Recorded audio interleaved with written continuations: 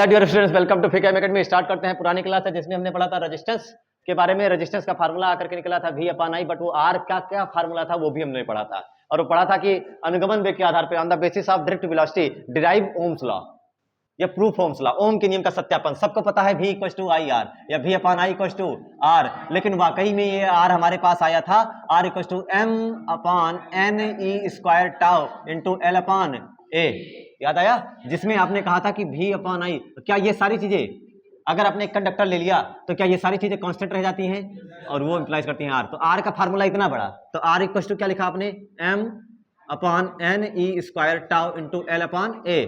आपको नहीं पता R proportional L, R proportional A, और ये सब क्या है? m mass of electron, n number of electron, number of free recharge carriers per unit volume. क्या प्रति एकांक आयतन में मुक्त आवेश वाहकों की संख्या है ये E इलेक्ट्रॉन पर आवेश टाउ क्रांतिकाल। क्या ये किसी मटेरियल के लिए, कोई एक पदार्थ का आपने किसी एक प्रकृति का, जैसे लोहा ले लिया, चांदी ले लिया, है ना, सोना ले लिया, क्या ले लिया, तो क्या उन सबके लिए n कांस्टेंट रहेगा, E कांस्टेंट रहेगा, tau m mass of electron, तो ये सारी चीजें कांस्टेंट रह जाएंगी। तो क्या आप नहीं लिख सकते R प्रोपोर्शनल L/A?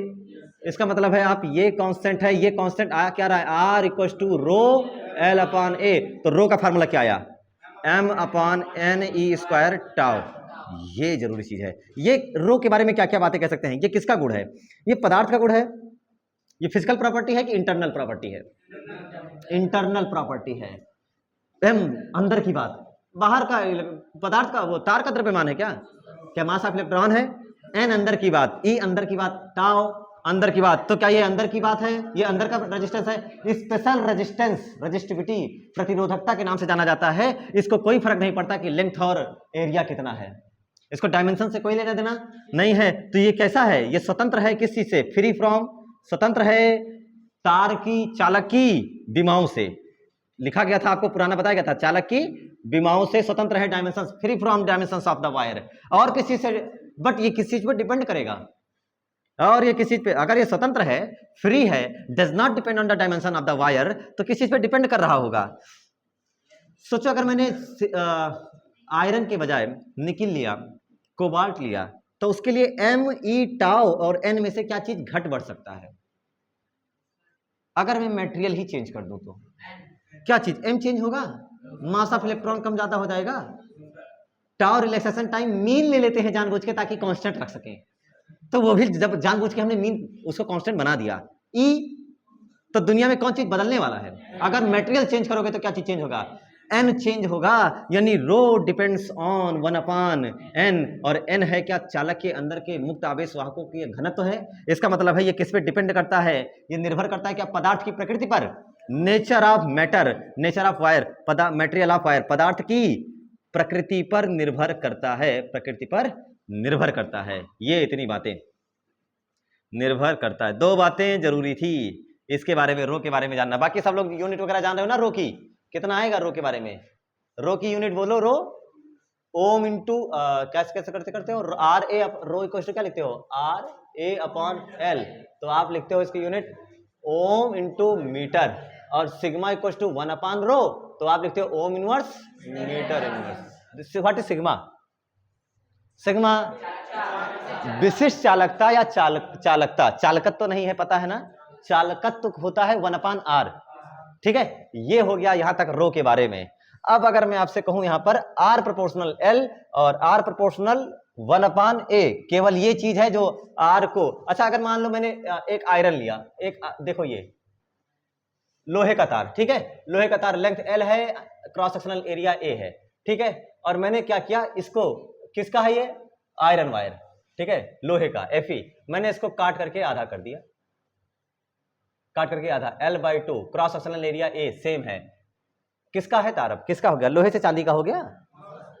ये होता तो सर हम चांदी ही बनाए होते आज, यहां पढ़ते क्यों? अब बताओ इसके बारे में, क्या चीज इसका चेंज हो गया? R, अरे L तो साफ साफ दिख रहा है मुझे चेंज, R या रो? क्या चीज चेंज हुआ? R या रो? क्या चीज चेंज हुआ? R या रो? क्या R is directly proportional to L? लिखा गया, ये कहां है? ये देखो, R is directly proportional to L। आपने L को चेंज किया तो क्या R चेंज हो गया? यानी R चेंज हो गया। व्हाट इज रो? क्या रो इज पदार्थ की प्रकृति पर निर्भर करता है। इसको इस बात से कोई लेना देना नहीं है कि डायमेंशंस कितनी है, कम या ज्यादा। तो लोहे का चाहे इतना बड़ा तार हो, इतना बड़ा तार हो, या तार को काट दीजिए और इतना बड़ा ले लीजिए, उसके लिए क्या चीज सेम रहने वाला है? आर या रो? रो सेम रहने वाला है, क्योंकि वो डिपेंड करता है नेचर ऑफ मटेरियल, पदार्थ की प्रकृति पर निर्भर करता है। ये वो गुण है, इसका समझो कि ये आंतरिक गुण है जिसको कोई लेना देना ही नहीं है किसी चीज से कि हाँ आपने कितनी लंबाई रखी, कितनी चौड़ाई। आंतरिक गुण है कितना ठोस है, वो हो गया रेजिस्टिविटी। रेजिस्टिविटी रोकता है कि चलाता है? रेजिस्टिविटी भाई रोकेगा कि चलाएगा? नाम ही है रेजिस्टेंस और स्पेशल रेजिस्टेंस, प्रतिरोध और अच्छा खासा प्रतिरोध, तो ये और काम करेगा, है कि नहीं है? इसी रेजिस्टिविटी से जन्म होता है रेजिस्टेंस का, या आप कहिए रेजिस्टेंस से जन्म हुआ है रेजिस्टिविटी का, जो आप कह दीजिए। तो यहां से अब आपका अगला टॉपिक शुरू। ये क्लियर हो गया ना सबको? कोई दिक्कत नहीं है, ये है ना? रिवीजन कर लीजिएगा अच्छे से, ठीक है? पुरानी क्लास से जोड़ करके इसको पढ़ लीजिएगा, ये समझ में आएगा कि ये आया कहां से। ये फार्मूला जो मैंने डायरेक्ट लिख दिया है, ये जानते हो ना, अनुगमन वेग के आधार पे लाया गया था, ड्रिफ्ट वेलोसिटी के आधार पे। अब यहां से आपका अगला टॉपिक शुरू होता है, जिसे बोलते हैं लिमिटेशंस ऑफ ओम्स लॉ, ओम के नियम की सीमाएं। ओम का नियम पढ़ा, अरे ओम का नियम ही तो डिराइव किया, तो ओम के नियम की हिम्मत कहां तक है, सीमाएं कहां तक हैं, ठीक है? लिमिटेशन ऑफ कूलॉम्स लॉ, ये नहीं बताया मैंने तुम्हें। तो लिमिटेशन ऑफ ओम्स लॉ, ओम के नियम की सीमाएं। ओम के कोई सीमाएं नहीं है, ओम के नियम की सीमाएं असीमित है। ये कैसे असीमित है दिखाते हैं। कंडक्टर्स के लिए, सबके लिए नहीं, असीमित। ये यूनिवर्सल नहीं है। जैसे एक बता दिया जाता है गुरुत्वाकर्षण का नियम, उसमें जी लिखा जाता है, कैपिटल जी, जिसे बोलते हो सार्वत्रिक गुरुत्वाकर्षण नियतांक, यूनिवर्सल ग्रेविटेशनल कांस्टेंट। पूरे ब्रह्मांड में कहीं चले जाओ, कैपिटल जी की वैल्यू चेंज नहीं होगी, स्मॉल जी की चेंज हो जाएगी। के, स्मॉल के की वैल्यू 9 न्यूटन मीटर स्क्वायर पर कूलम स्क्वायर, वो चेंज हो जाएगा, है कि नहीं है? लेकिन जी चेंज नहीं होता। ओम का नियम सबके लिए सेम रहने वाला है। ओम का नियम क्या पढ़ाया गया हमको? ओम के नियम में क्या पढ़ाया गया भाई? V और I का रेशियो कांस्टेंट रहता है, बट फॉर कंडक्टर्स ओनली। और कुछ हद तक ये वेरी करता है, कुछ हद तक ये फॉलो भी करता है। इंसुलेटर और एलॉयज हो गए, और आपका हो गया एक और चीज आता है जिसे बोलते हो सेमीकंडक्टर, अर्धचालक, वो सब भी कुछ हद तक इसके नियम को फॉलो करते हैं। तो इसका मतलब ये नहीं है कि केवल चालक के लिए होगा। ये किसके लिए है? क्या ये सबके लिए है? हाँ, क्या चीज है ये? सबके लिए है। सबसे पहली बात, सीमाएं तो मैंने बताया सबके लिए है, बट कुछ गिनी चुनी कंडीशन, केवल ये चालक के लिए नहीं है। पहले ये बात याद रख लो कि हम इसको केवल मेटल में लगाएंगे, नहीं, ये सबके लिए भी लग सकता है। तो अभी आगे भी लगाने वाले हैं, सबके लिए है, बट ये सार्वत्रिक नहीं है। ये कैसा? सबके लिए भी है लेकिन सार्वत्रिक नहीं है, यूनिवर्सल लॉ नहीं है। यूनिवर्सल लॉ क्या कहता है? लॉ का प्रॉपर्टी क्या निकल के आता है? V और I का जिंदगी भर रेशियो क्या रहने वाला है? कांस्टेंट। सार्वत्रिक ना होने का मतलब हो सकता है किसी का कांस्टेंट ना रहे, वेरी कर जाए, तो V और I का रेशियो उसके बेसिस पर V upon I equal to R, या इक्वल टू आप ऐसे लिखे V upon I equal to constant. Constant भी हो सकता है, और क्या हो सकता है? वेरिएबल भी, चलायमान भी हो सकता है, डायनेमिक भी हो सकता है, बदल सकता है, गति कर सकता है। और उसके बेसिस पर हमें ये बताया जाता है कि ये दो तरीके का होता है। एक अच्छा देखो, ओम का नियम क्या है? कांस्टेंट वाला है कि वेरिएबल वाला है? ओम का नियम कांस्टेंट। तो जो ओम के नियम को फॉलो करेंगे उन्हें कहोगे ओम वाले परिपथ, ओम वाले सर्किट्स, है कि नहीं है? जो ओम के नियम को फॉलो करेंगे, और जो ओम के नियम को फॉलो नहीं करेंगे, जो वेरी दिखाएंगे, उन्हें बोलेंगे नो ओम वाला सर्किट। अरे भाई, ओम नो ओम, समझ रहे हो ना? ओम और नो ओम अभी बताऊंगा मैं और अच्छे से, लेकिन अभी हमें केवल इतना जानना है कि एक जो फॉलो करेंगे ओमिक क्या बोलते हो, ओमिक सर्किट्स, ठीक है, जो ओम के लॉ को फॉलो करेंगे, और जो ओम के लॉ को फॉलो नहीं करेंगे उन्हें नो ओमिक, नॉन ओमिक कहा जाता है, अनोमिक, ठीक है, वो जो फॉलो नहीं करेंगे। तो कांस्टेंट रहेगा तो फॉलो करेगा, नहीं कांस्टेंट रहेगा तो फॉलो नहीं करेगा। और एक इसमें एक वर्ड मैं यूज कर रहा हूं बार बार, सर्किट। बोला कि नहीं बोला सर्किट? सर्किट क्या चीज है? सर्किट परिपथ जिसे कहते हो। क्या है परिपथ? सर्किट किसे कहते हैं? सर्किट जान लेते हैं ताकि हम ओमिक सर्किट है, नॉन ओमिक सर्किट भी अच्छे से डिफाइन कर पाएंगे। सर्किट क्या होता है? एक ऐसा चालक होना चाहिए, चालक, ठीक है, जो बंद हो चारों तरफ से, जिसमें धारा बह रही हो, करंट का फ्लो हो रहा हो, या करंट का फ्लो हो सके, उसे कहा जाता है सर्किट। जैसे बल्ब लगा हुआ है कि नहीं है, और एक लूप बना हुआ है, और इसमें करंट चल सकती है, तो इसे क्या कहा गया? सर्किट, है कि नहीं है? कहते हैं शॉर्ट सर्किट हो गया है, ऐसा वर्ड यूज करते हैं, शॉर्ट सर्किट मतलब सर्किट कहीं ब्रेक हो गया, या फिर जल्दी से करंट पास करके गई, छोटा सा रास्ते से निकल गई, तो ये सब पढ़ाया जाता है। तो सर्किट क्या चीज है? एनी क्लोज लूप जिसमें करंट का फ्लो हो रहा हो या हो सके, उसे क्या कहते हैं? सर्किट। कोई बंद बंद। अच्छा वो चालक हो कि अचालक हो, कंडक्टिंग नॉन कंडक्टिंग? हाँ भाई, अगर करंट चलाने की बात आई तो हमारे मन में कौन आया? कोई बंद चालक पथ, any conducting close loop is called circuit, जिसमें धारा चल बह सकती है। या तो सर्किट के बारे में जान ले, कोई बंद चालक पथ जिसमें जिसमें जिसमें करंट फ्लो हो सके, फ्लो हो रही हो, या क्या लिख सकते हो, फ्लो हो सके, उसे सर्किट कहा जाता है। तो अब बताओ सर्किट कितने टाइप का हो गया? एक नंबर 1 सर्किट ओमिक सर्किट। अरे ओमिक सर्किट होगा कि नहीं होगा? एक वो सर्किट जो ओम के नियम को फॉलो करेगा, और एक वो जो ओम के नियम को फॉलो नहीं करेगा, जो डायनेमिक, जो अलग ही भागेगा। तो ओमिक सर्किट, ओमीय परिपथ, ओमीय परिपथ, ओमिक सर्किट। और दूसरा हो जाएगा नॉन ओमिक सर्किट, जिसे बोलते हो अनओमीय। ठीक है, अनओमीय, नो ओमीय मैं इसे कहता हूं। नो ओम, तुम्हारे नियम को फॉलो, ये कहता है यस ओम, ये नो ओम है, यस नो टाइप वाला। ठीक है, यस नो टाइप सर्किट, अनओमीय परिपथ। अब क्या होता है ओमीय परिपथ और अनओमीय परिपथ, उसके बारे में देखते हैं। अब बताओ ओमीय परिपथ क्या होगा? अब आप लोगों को आंसर पता है उसके बारे में, आप लोगों को थोड़ी बहुत जानकारी पता है। जिसका रेशियो भी और आई का रेशियो क्या आने वाला हो?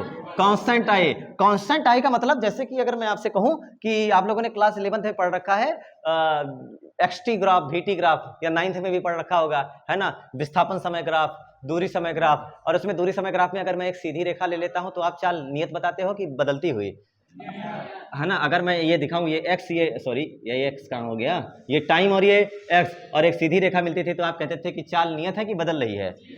तो आप वही तो भी अपान आई का मान नियत कर रहे हो for this, for ohmic circuit, for ohmic circuit, ohmic circuit. अब ओमिक सर्किट के लिए आप कह रहे हो कि V upon I equal to R, जिसे आप कांस्टेंट कह रहे हो, यानी आई proportional to V, I proportional to I R equal to भी।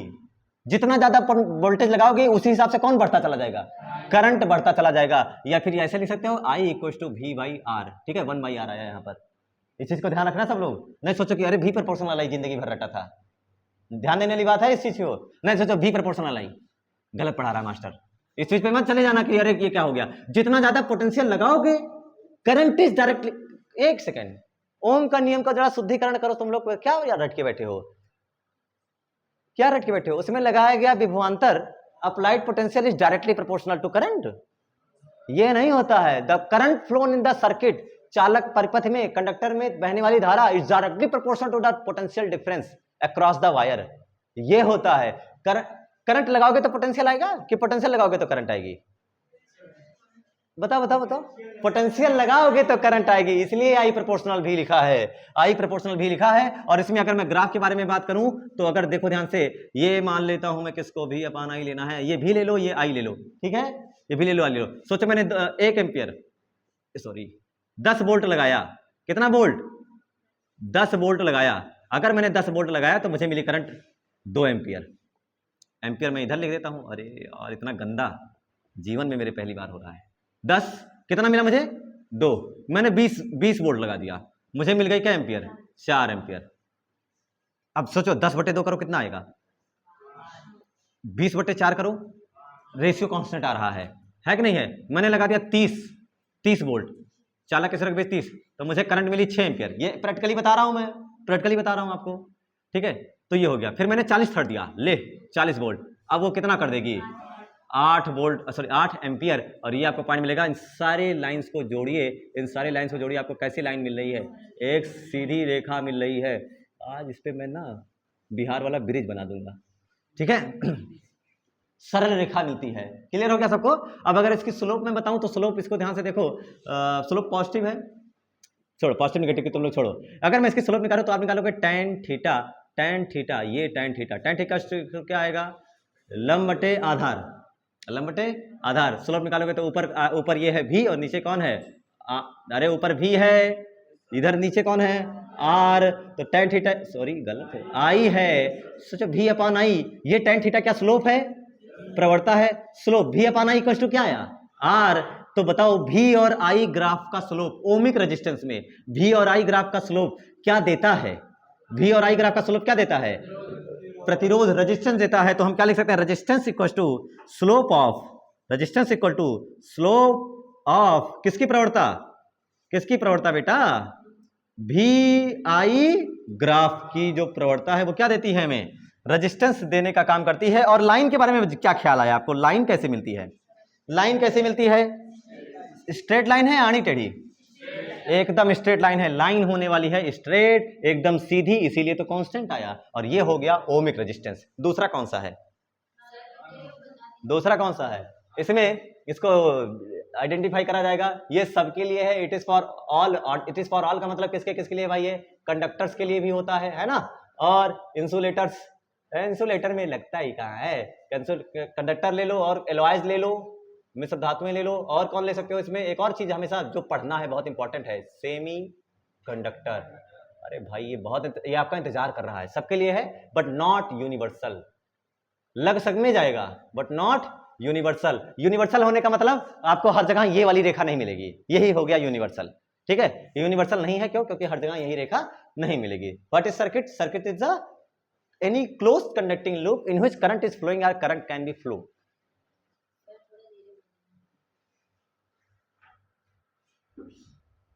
सेकंड है आपका नॉन ओमिक सर्किट्स। कौन सा नॉन ओमिक, मतलब अनोमीय परिपथ, नॉन नो ओमिक, ऐसे जो ओम के नियम को कोई वैल्यू ना देते हो, नॉन ओमिक सर्किट। जैसे आप लोग हैं, सर के लेक्चर्स को कोई वैल्यू नहीं देते, पढ़ते रहिए, घर पे रिवीजन नहीं करते, तो आप लोगों के लिए मैंने शुरू किया है टॉपिक बेटा, this is for my students, only for my dear dear dear dear. समझ गए ना मेरा डियर में कितना प्यार भरा है, ये मेरे डियर स्टूडेंट्स, डियर नहीं बेटा, यहाँ बियर लिखना था मुझे, गलती से मैंने डियर लिख दिया। तो नॉन ओमिक रेजिस्टेंस जो ओम के लॉ को फॉलो, ऐसे स्टूडेंट जो टीचर के लॉ को फॉलो ना कर रहे हैं, इसका मतलब है टीचर उनको सीधा रास्ता दिखा रहा है, वो आड़ा टेढ़ा भागे, उसे कहा जाता है नॉन ओमिक। अब मुझे बताओ, V proportional I equal to constant की वेरिएबल, बस प्रूफ हो गया। वेरिएबल आर तो आएगा बट वो आर स्टैटिक नहीं होगा, डायनेमिक होगा। स्टैटिक मतलब रुका हुआ, डायनेमिक मतलब गति करता हुआ, बदलता हुआ, जो चले। तो ये होने वाला है वेरिएबल्स। यहां आप लिखोगे I proportional V, I proportional V. और नॉन ओमिक सर्किट्स में उसमें क्या होता है कि आप आई और वी का रेशियो कांस्टेंट रहेगा कि नहीं रहेगा, नॉन ओमिक में कांस्टेंट। वेरिएबल का मतलब यहां साफ साफ लिख लेना, भी और आई का रेशियो कांस्टेंट नहीं होता है, नहीं होता है। तो अगर सोचो मैं भी 20 करूं तो ये 2 होगा या 4, सोचो 10 किया तो 2, 20 किया तो 4, ये 20 करेंगे तो 4 होगा, क्या ये तय है। बस यही चीज है कि पोटेंशियल चाहे जितना मर्जी बढ़ा लो, करंट उस पोटेंशियल के हिसाब से नहीं बढ़ेगी। और इस हिसाब से कहा जाता है v raise to power n, where n is not equal to 1। समझ रहे हो, अगर n इक्वल टू 1 कर दो तो क्या वहां नहीं पहुंच जाएगा। इसलिए क्या शर्त लिखी जा रही है, n is not equal to 1। ये नॉन ओमिक सर्किट्स के लिए बताया जाता है, जिसमें ये साफ साफ बता दिया जा रहा है कि भाई ये लॉ को फॉलो नहीं करेगा। और इसमें v की पावर 2, अगर 2 एम्पियर चाहिए ना, तो इसमें 10 वोल्ट नहीं चाहिए, 10 की पावर कम से कम 2 चाहिए, 10 की पावर 3 चाहिए, 3.5 चाहिए, 4.5 चाहिए, 14.5 चाहिए, 14 लाख चाहिए, तब जाके 2 एम्पियर आएगा। क्या बात समझ में आई क्या। इसमें भी कितना भी बढ़ा लो, आई उस हिसाब से बढ़ने वाली, भी बढ़ाया आई बढ़ा, भी बढ़ाया आई बढ़ा। अच्छा एक चीज ध्यान से देखो, यहाँ पर भी बढ़ाओगे तो आर, भी बढ़ाओगे तो आर बढ़ गया। मिलूंगा मैं इन लोगों से बेटा, भी और आई का रेशियो कांस्टेंट रहने वाला है, ठीक है। तो इस हिसाब से सारे बच्चे यही गलती करते हैं, वो कांस्टेंट रहने वाला चीज है, वहां की बात कर रहा हूं मैं। तो यहां पर आप क्या क्या कह सकते हैं, सबसे पहली बात, ग्राफ जो मिल सकता है वो आपको ऐसे ना मिल करके, ऐसे ना मिल करके, हो सकता है आपको ग्राफ कुछ ऐसे मिल जाए, ठीक है। हो सकता है आपको ग्राफ कुछ ऐसे मिल जाए, ठीक है, ऐसा मिल जाए, ये होता है ना नॉन ओमिक वाले सब, है ना। और हो सकता है आपको कुछ ग्राफ ऐसे मिल जाए, अजीब। और हो सकता है आपको कुछ ग्राफ ऐसे मिल जाए, अजीबोगरीब। क्या ये आपको स्ट्रेट लाइन नजर आ रहा है, नहीं, स्ट्रेट, ये स्ट्रेट नजर नहीं आ रहा है, ठीक है। टॉर्च का जो बल्ब होता है, टॉर्च का बल्ब, टॉर्च वाले बल्ब, उनमें जो रेजिस्टेंस होता है वो डायनेमिक होता है, वो ये है, ठीक है, ये वो है। संधि डायोड, अर्धचालक वगैरह जो पढ़ते हो वो ये है, ठीक है। जो आपको जंक्शन डायोड वगैरह आगे पढ़ाए जाएंगे, ये उनके हैं, वो मूव करते रहते हैं, डायनेमिक रेजिस्टेंस वहां भी पढ़ाया जाएगा। है ना। और वो थर्मल वाल्व्स होते हैं, तापायनिक वाल्व्स होते हैं, वो उनका ऐसा होता है, उनका ऐसे घटता बढ़ता रहता है, ठीक है। और ये इलेक्ट्रोलिटिक सॉल्यूशंस होते हैं, विद्युत अपघट्य जो पढ़ाया गया है आप लोगों को, ये उनका ये होता है, उनके लिए ग्राफ ऐसे होता है। तो सबके लिए अलग अलग तरीके का ग्राफ है। यानी यहाँ पर I proportional V raise to power n, जहां n की वैल्यू 1 नहीं है, 1 होगा तो उसमें पहुंच जाएगा, इसलिए n की वैल्यू 1 नहीं है। इसमें आप क्या लिखोगे, इसमें क्या लिखोगे, V और I के बीच जो लाइन कैसी होगी, लाइन स्लोप तो वही देगा। देखो V और I कहीं भी रख लो, स्लोप क्या देगा, R ही देगा। स्लोप इसका भी स्लोप, इसका स्लोप R के बजाय S देने लगेगा इसका भी स्लोप क्या देने वाला है, R ही देने वाला है, लेकिन लाइन क्या नहीं देने वाला है, सीधी। तो लाइन स्ट्रेट नहीं होगी, क्या कर्व हो सकती है, not straight, not straight line, ठीक है। ये हो गया आपका नॉन ओमिक सर्किट्स। तो नॉन ओमिक सर्किट्स के बारे में भी पढ़ेंगे सबसे लास्ट चैप्टर में, ठीक है, और बीच बीच में थोड़ा बहुत ऐसे पढ़ते रहते हैं। तो इस तरीके से आपका हो गया ohmic circuit and non ohmic circuit, बना लीजिए। चलिए शुरू करते हैं अपने अगले टॉपिक को लेकर के। काफी डिस्कशन के बाद हम लोगों ने सिलेक्ट किया कि हमें अगला टॉपिक शुरू करना चाहिए, और वो टॉपिक क्या है, जैसे मैंने बात करी, ध्यान से देखो, मटेरियल कितने टाइप से होते हैं, थोड़ा सा लेक्चर ले लेते हैं, ज्यादा नहीं, ठीक है। मटेरियल्स मतलब पदार्थ, है ना। फिजिक्स में वैसे पदार्थ की अवस्था पढ़ते हो, केमिस्ट्री में ठोस, द्रव, गैस, और दूठी और गोली दागने के लिए बैठी है। और कुछ बच्चे एडवांस बोलने की कोशिश करते हैं, जैसे कहीं कहीं बताओ तो वो क्या कहते हैं कि 3 स्टेट्स ऑफ मैटर, नहीं सर 5 होती हैं, तो वो एडवांस बनने की कोशिश करते हैं। मैंने कहा था चौथा बताओ, बोलते प्लाज्मा, मैंने कहा प्लाज्मा डेफिनेशन, पांचवी बताओ, बोस, आइंस्टाइन, कंडेंसेट। अब फिर मैं मजा ले लेता हूं इसलिए मटेरियल्स कितने टाइप के होंगे हमारे फिजिक्स में, on the basis of flow of charge और फ्लो ऑफ करंट, कितने टाइप का पढ़ने वाले होते हैं, मिनिमम 3। कौन कौन से, चालक, अचालक, अर्धचालक, कंडक्टर, इंसुलेटर और सेमीकंडक्टर। और एक और पढ़ाऊंगा मैं, एलॉय, मिश्र धातु, ठीक है। और एक और पढ़ाऊंगा मैं, इलेक्ट्रोलिसिस, विद्युत अपघट्य। एक और मैं पढ़ाऊंगा थर्मल रेजिस्टेंस, जिसे थर्मिस्टर कहते हैं। एक और पढ़ाऊंगा सुपर कंडक्टर, ठीक है। तो मैं कूद गया ज्यादा, मैं थोड़ा बाहर आता हूं सबसे पहला कंडक्टर, सबसे पहला क्या चीज, कंडक्टर। दूसरा आपके पास आएगा कंडक्टर के बाद इंसुलेटर, इंसुलेटर आ सकता है, इंसुलेटर। अच्छा बताओ, इंसुलेटर में लूं कि ना लूं, क्योंकि बताओ उसमें करंट का फ्लो होगा कि नहीं होगा, तो वो क्यों पढ़े, बच गया एक, ठीक सर ऐसे ही सारे बच जाते शायद, ऐसे ही सब बचा ले दीजिए। कंडक्टर कौन सा आ गया, क्या अर्धचालक आया, सेमी मतलब आधा, कंडक्टर मतलब चालक, अर्धचालक। और एक और हो सकता है कौन सा चीज, एलॉय वाला मैं नहीं बताऊंगा अभी, अभी 2 ही पढ़ लो, ठीक है, क्योंकि टॉपिक लंबा हो जाएगा। कंडक्टर के बारे में अब सबको एक फार्मूला याद होना चाहिए। अब हम पढ़ने चल रहे हैं, क्या टॉपिक है अब उसको सुन लो। जैसे अगर हम बात करें हीटर वगैरह को, देखो तो हीटर वगैरह के तार के बारे में आपको ख्याल आता है कि जैसे जैसे करंट उसमें फ्लो होती रहती है, उसका कलर ग्लो होने लगता है। हीटर की वायर ग्लो होती है, चमक आने लगती है, उसमें है नहीं रेडिएशन निकलने लगते हैं, और हमें हीटर की वायर रेड कलर की या येलोइश कलर की दिखने लग जाती है। तो ये कैसे हो रहा है, पहले तो नहीं हो रहा था। और शुरू में जब फ्लो शुरू हुआ, करंट का फ्लो शुरू हुआ, तो ऐसे थोड़ी जैसे करंट फ्लो हुआ, जैसे बल्ब जलाते हो, जैसे करंट फ्लो हुआ तुरंत लाल, बहुत तेजी से होता है। लेकिन ऐसा उसमें हीटर वाले में ऐसा उस समय नहीं था। तो जैसे जैसे करंट फ्लो कर रहे हो, वैसे वैसे उसका जो कलर है थोड़ा थोड़ा बढ़ रहा है, और बढ़ रहा है तो क्या धीरे धीरे थर्मल क्या बोलते हो, हीट बढ़ रही है नहीं। तो यानी जैसे जैसे हीट बढ़ रही है, टेम्परेचर बढ़ रहा है, वो करंट को और रोक रहा है और एनर्जी खा रहा है।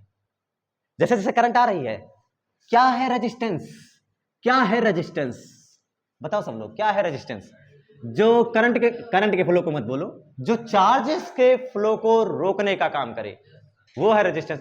अंदर का गुण है बाहर का, अरे R = V/I पढ़ के आए हो ना, यही ये लगाओगे। अब तो कौन सा लगाओगे, R = mL/NE²τA, अब ये लगाओगे, है कि नहीं है। और जिसमें अगर मान लो एक बार जो तार ले लिया, उसके लिए L और A तो कांस्टेंट हो जाएगा। तो R से भी अच्छा एक और चीज पढ़ लो, रो, जिसको पढ़ा जाएगा NE²τ। अगर टेम्परेचर बढ़ाओगे, effect of temperature on conductors and semiconductors, अगर टेम्परेचर बढ़ाओगे तो क्या आपको अंदाजा लगता है, टेम्परेचर बढ़ाने पर चेंज होगा रेजिस्टेंस वगैरह या नहीं होगा, रो चेंज। सोचो ये इतना क्या चीज है, ये इतना क्या चीज है, रो। तो अगर आप टेम्परेचर वगैरह में कुछ चेंज करोगे तो रो चेंज हो सकता है, शायद। रो चेंज होगा कि नहीं होगा, पहले ये बताओ। टेम्परेचर चेंज करोगे तो 27 डिग्री सेल्सियस पे आराम आराम कूद रहे थे, टेम्परेचर बढ़ाया तो क्या तेजी से कूदने लगे। हमने पढ़ रखा है VRMS, क्लास 11th में VRMS √3RT/m, याद आया फार्मूला? तो हमें तो साफ साफ ही पढ़ाया गया वहां पर कि अगर टेम्परेचर बढ़ाओगे तो स्पीड बढ़ेगी, स्पीड बढ़ेगी तो रिलैक्सेशन टाइम घटेगा। अरे होगा कि नहीं होगा? क्योंकि जल्दी जल्दी डिस्टेंस ट्रेवल करना शुरू हो जाएंगे, कोलिजन्स बढ़ जाएंगी। तो हमें क्या पढ़ना है? मैटेरियल्स कितने टाइप से हम पढ़ने वाले हैं? 2 टाइप्स का, और भी पढ़ेंगे, लेकिन अभी इतना देखो। और इसको मैटेरियल्स जो पढ़ने चल रहे हो उनके बारे में आपको पढ़ाया जा रहा है रेजिस्टिविटी। रेजिस्टिविटी जिसे आप कहते हो, रेजिस्टिविटी को हिंदी में क्या कहते हो भाई? प्रतिरोधकता। रेजिस्टिविटी जिसे रो कहते हो, उसका क्या इफेक्ट होने वाला है इसके ऊपर?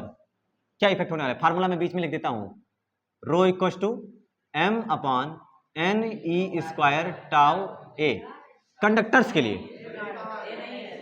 गुड, होश में हो इसका मतलब। अरे एक सेकंड, होश में नहीं हो, वहां देख के बताया।